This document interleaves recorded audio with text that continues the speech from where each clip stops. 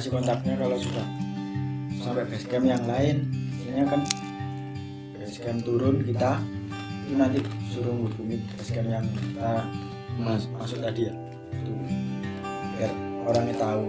Intinya Sudah ke gunung apapun, seperti gunung apapun manapun itu, mesti kalau di base camp selalu daftar. Biasanya juga ada surat kesehatan. Biasanya nulis alamat di KTP, nama lengkap, umur, nomor telepon yang bisa dihubungi, sama berapa hari pendakian. ya, Waktu itu kita nulis 3 hari 2 malam. Rencana 3 hari 2 malam rencana. Karena memang ambil liburnya 3 hari. 3 hari. Setelah mengisi itu semua udah selesai, kita berdoa, kita berangkat dengan Bismillahirrahmanirrahim. Kita mulai pendakian Akhirnya kita menuju ke gunung Lawu 3265 mdpl. Di perjalanan juga begitu. Awal-awal masih enak karena kita mulai pendakian itu masih terbilang masih pagi, ya, sebelum duhur. Jadi tidak terlalu banyak pendakian ya. dan pas hari itu sampai kita turun cuaca sangat cerah. Ya, memang di waktu-waktu musim kemarau ya, Kemarau antara bulan Agustus sama memang sedikit gersang jika musim kemarau, tapi view-nya, kabut dan lain-lain itu nggak ada. Terus kita berjalan, kita melewati beberapa bangunan candi, masih bangunan beberapa candi. Kita jalan terus sampai intinya itu 3 jam awal pendakian. Enjoy your trekking. Sangat menikmati trekking, menikmati suara burung, angin, pepohonan, terus lagu. Terus saya sampai setiap perjalanan nggak berhenti merokok karena itu doktrin apa? Untuk doktrin siapa? Stamina nambahan. Berjalan terus sampailah pada di kayak sepertiga sore. oh iya kita sampai pos berapa ya? Pos 3 ya masalahnya. Pos 3 itu udah habis asar. Asar, terus kita ngisi air ya. Kalau nggak salah. Kita istirahat, ngisi air, kita makan roti, makan camilan. Setelah sampai di pos 3 masih aman. Setelah kita periksa lagi logistik air masih ada. Setelah kita tambah, kita jalan terus. Kita naik ke pos 4. Pos 4 masih aman, tapi sampai di pos 4 itu sudah mulai gelap. Hari menjelang gelap. Kira-kira pukul 5 sore.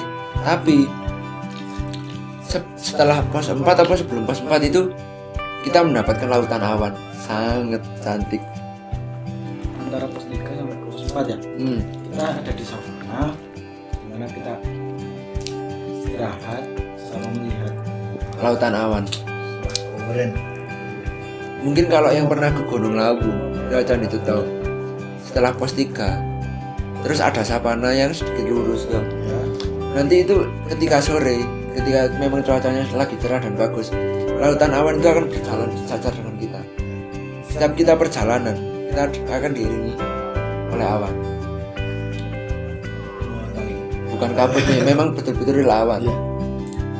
Paling nggak ada. Setelah kita istirahat di situ, menikmati senja, menikmati awan, sambil kita mengabadikan momen tentang awan itu, kita lanjut perjalanan. Oh, kita anu dulu. Kita beli mie istirahat Oh ya, waktu menjelang maghrib itu kan kita istirahat di pos 4 yang di savana itu. savana kita bikin Kita bikin kopi, pop mie. terus persiapan. Jadi setiap kita pendakian, kita hanya membawa 4 mie, 2 mie biasa dan 2 pop mie. Pop mie itu kalau saya setiap mendaki buat mengganjal sementara di waktu pendakian. Tapi ketika sudah membangun tenda dan sudah berada dalam tenda mau istirahat, mesti kita masak mendadak. Ya contohnya kayak tadi bikin sayur sup, sayur lodeh, bikin kayak ikan sarden, nanti ikan sarden ditambahi sambal lagi, ditambahi sosis, bakso. Setelah kita bikin mie, itu sudah maghrib. Sambil menunggu Lautan awan sudah mulai hilang. Soalnya hari sudah berganti ke malam. Terus kita lanjut perjalanan. kita memutuskan untuk terus Nah, iya. mempersiapkan. Ini yang mau saya tanyakan, entah benar atau tidak, entah itu mitos apa tidak, intinya saya ini orangnya, kalau dibilang mitos saya percaya, dibilang tidak ya tidak. Intinya hal yang belum saya ketahui kebenarannya secara langsung itu saya kurang percaya. Tapi saya tidak menyepelekan hal itu loh. Saya belum tahu bahwa ke Gunung Lawu tidak boleh memakai pakaian yang warna hijau. Dan saya dan teman saya memakai jaket warna hijau semua. Jaket gunung, Carrier hijau, tenda hijau. Ya. Entah benar atau tidak, mungkin setiap orang memiliki pendapatnya masing-masing. Kalau saya percaya dengan mitos. Dibilang tidak, saya juga tidak. Tapi kita tahunya setelah mendaki itu Nah, ada mitos kalau di Gunung Lawu pakai hijau. Setelah saya makan pop mie, jaket saya keluarkan, dan kita memutuskan untuk memakai jaket karena memang cuaca hari itu bukan apa ya, memang kalau siang berganti ke malam ini cuacanya dingin. Kita memutuskan untuk memakai jaket dan kita lanjutkan ke perjalanan. Nah, dari habis itu nah ini suasana hutan, suasana hati, terus suasana kondisi perjalanan tidak sekondusif 3 jam yang lalu. tidak sekondisi waktu perjalanan siang lah. Yang saya ceritakan ini saya belum mengetahui tentang mitos Gunung Lawu yang tidak boleh memakai hijau. Seperti teman saya bilang tadi bahwa kami mengetahui tidak boleh memakai pakaian hijau ketika kami sudah berada turun gunung. Dan itu setelah pendakian selama seminggu kemudian kami baru cari tahu kenapa kami kok ada kejadian aneh di Gunung Lawu. Ternyata tidak boleh memakai pakaian hijau. Padahal jujur kami sebelum berangkat ke Gunung Lawu, preparation kami sangat bagus menurut saya. Dari logistik dan mungkin Kita sudah planning seperti itu detail apa aja. kita tidak bertanya ke orang-orang yang pernah Gunung Lawu apa sih pantangannya di sana. Iya. Yang saya tahu, setiap saya bertanya hanya menjaga etika, menjaga omongan, terus di hutan kamu hanya menumpang, jadi jika menumpang harus hormat, harus menghormati siapapun yang ada di situ, karena kita hidup di alam bebas. Maksudnya hormat itu bukan tanda kutip ke hal-hal seperti itu, tidak, tapi memang harus hormat kepada itu betul. Tapi yang dimaksud hormat itu ya menjaga lingkungan gitu loh. Lebih tepatnya Menghargai. Nah, setelah memakai pakaian hijau itu, kita tetap melanjutkan perjalanan sampai waktu benar-benar gelap. kita hanya mengandalkan lampu ini ya. Menggunakan lampu, bosor gue menggunakan lampu kodok lah itu. Headlamp. Setelah memakai headlamp, kita terus berjalan. Kita melihat peta. Jalan. Sampai akhirnya kita mengemudi sampai di pos 5. Saya melihat peta. Saya bicara kayak ini, bro. Sampai di. Kayak sampai mari kita pos 5 cu. Terus lek sampai anjok harga dalem. Tempat warungnya Mbok Yem itu berapa jam? Karena petunjuk di peta setelah pos 5 ke sampai harga dalem itu hanya 5 menit bisa. ya segituan. 5 menit kan? Yes, 1 jaman lah.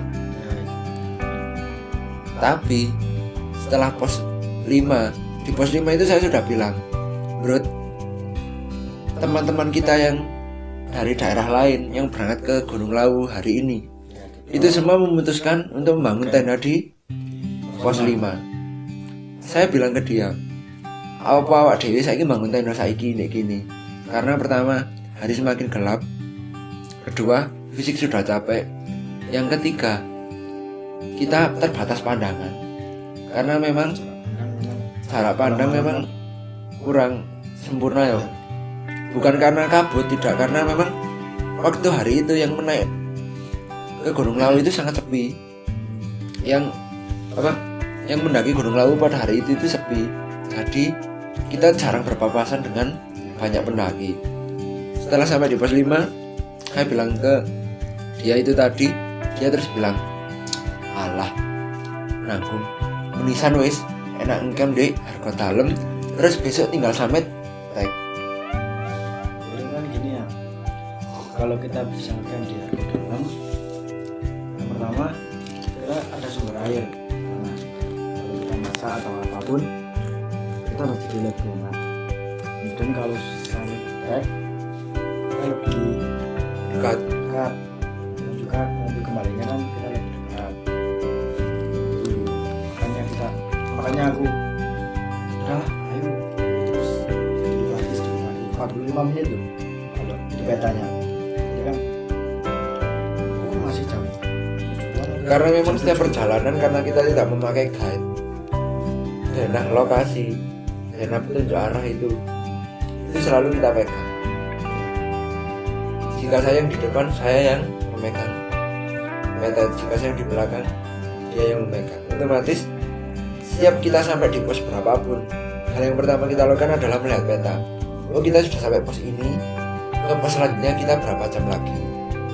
Oh, kurang lebih segini. Jadi sudah estimasi kita lakukan. Sebelum pendakian, waktu di briefing di base camp juga diberitahu juga bahwa dari sini ke sini berapa jam, sini ke sini berapa jam. Nah, Kalau estimasi dari base camp sampai udah di petanya 7 jam. 8 jam. Karena aku juga mikir 8 jam. Cukup lah. Mungkin nanti nggak terlalu malam. Dan Ternyata ini ternyata adalah planning. setelah pos Ternyata 5 itu. setelah pos 5, setelah hari gelap, kita terus berjalan sampai hari benar-benar gelap. Dan waktu perjalanan itu, hal pertama yang saya rasakan adalah, kok si Koni koyok ini yo, suasananya koyok ini yo. Tapi saya itu tidak bilang, itu saya pendam di hati.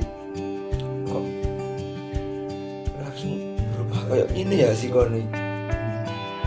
Terus hawane, angin-angine kayak merinding lah ini nih. Beda, auranya beda. Terus jalan terus. Jadi kita berdua jalan itu nggak ada yang saling bicara. Jadi ini diem, saya juga diem. Jadi hanya saya mengikuti dia yang di depan sebagai leader. Ketika dia tidak di depan, saya di depan, dia mengikuti saya.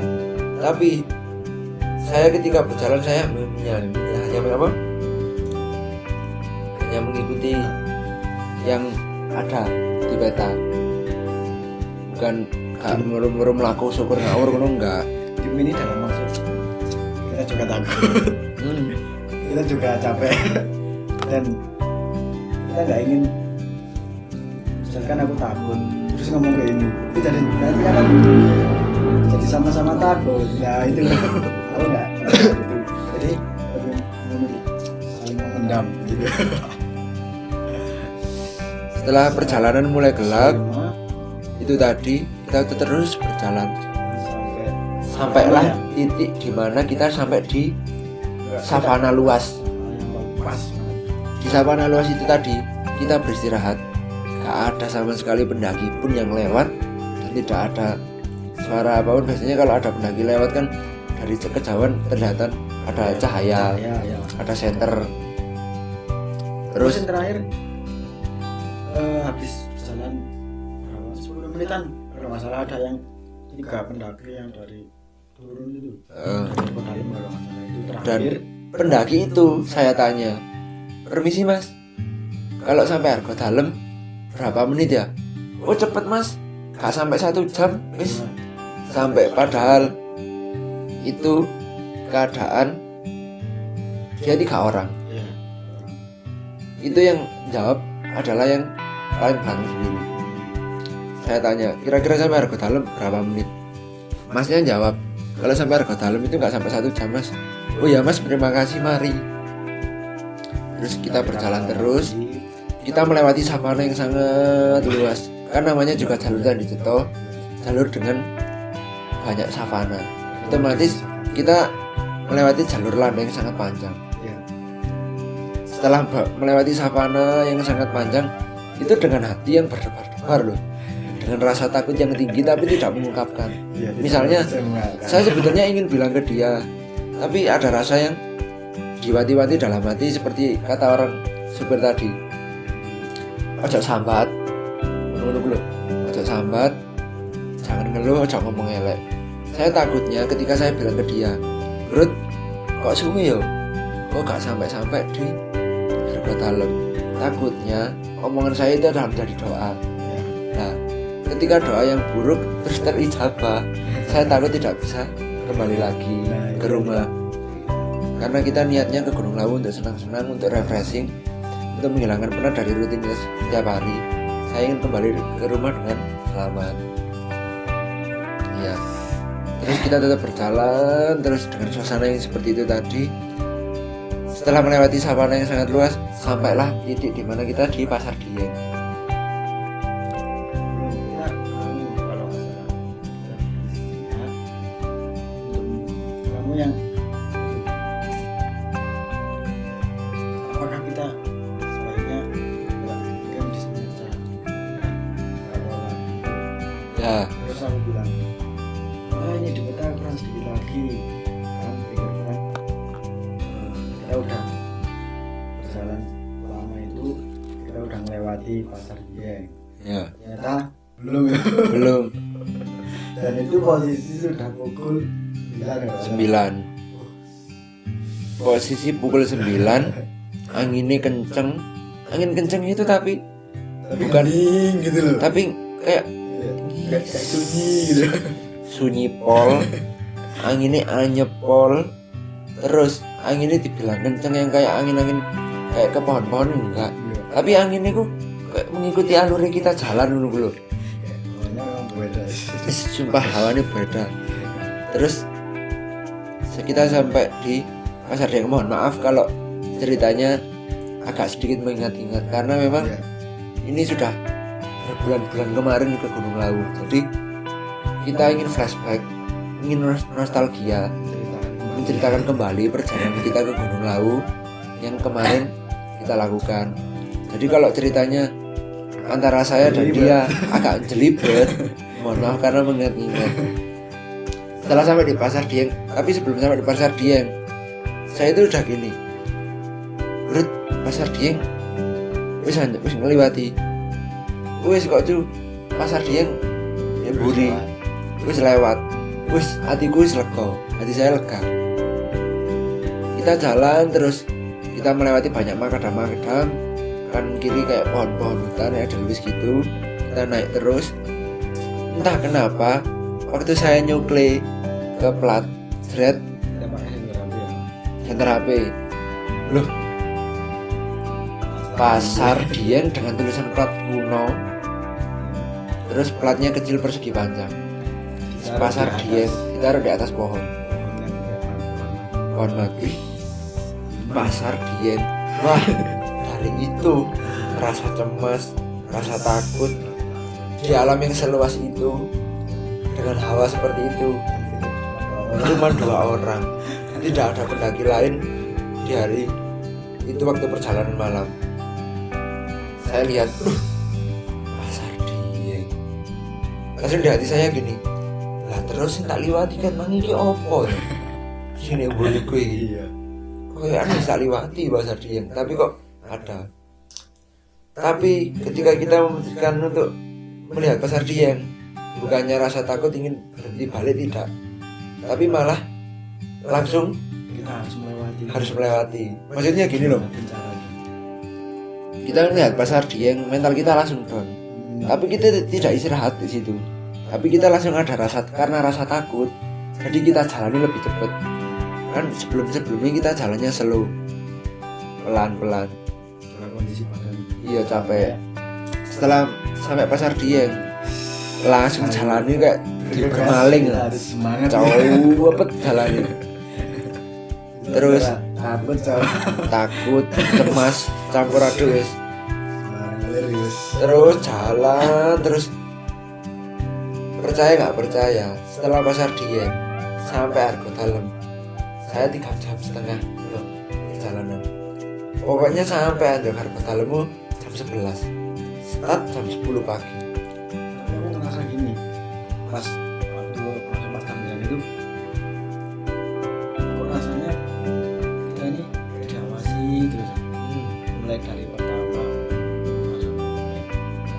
habis baca pelat itu kita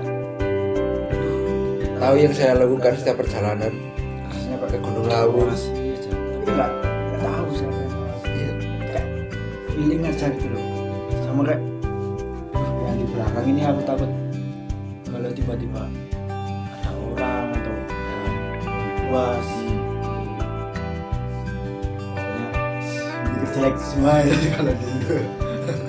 Pokoknya itu setiap waktu berjalan di hatiku mesti ini subhanallah Ya, subhanallah ya Allah berikanlah keselamatan subhanallah subhanallah karena memang beda men suasana men waktu itu sumpah anjir beda itu subhanallah ibu takut kalau pengen nangis sebenarnya kita coba nangis ya bikin nangis tapi karena gengsi karena laki-laki dan juga kita nggak mau nantinya sama-sama down udah kita diem aja pokoknya jalan aja sampai melewati pasar sampai melewati pasar Dieng terus pokoknya dari pasar Dieng sampai ke Argo Dalem itu kurang lebih selama 3 jam lebih kayak 3 jam nggak tahu itu kita pokoknya muter atau yang apa. saya ingat dan saya alami setelah pasar Dieng itu saya melewati banyak sekali hutan ya, dari mulai turun dan naik lurus turun lagi naik lagi lurus sangat panjang terus itu naik terus dan pada akhirnya kita sampai di rumah botol. Di rumah botol itu ada 2 persimpangan kanan dan kiri. Nah terus kita melihat peta lagi bahwa ada persimpangan ya peta itu di peta itu kayak nggak ada persimpangan. soalnya kalau aku lihat dari peta itu rumah bakal itu nggak ada jadi habis pasar Dieng itu satu jalur langsung Argo Dalem tapi kita temennya ngambang-ngambang itu biar sih itu memang ceritanya itu real tanpa kami buat itu adalah pengalaman kami kita menyampaikan agak sedikit karena memang mengingat-ingat kembali.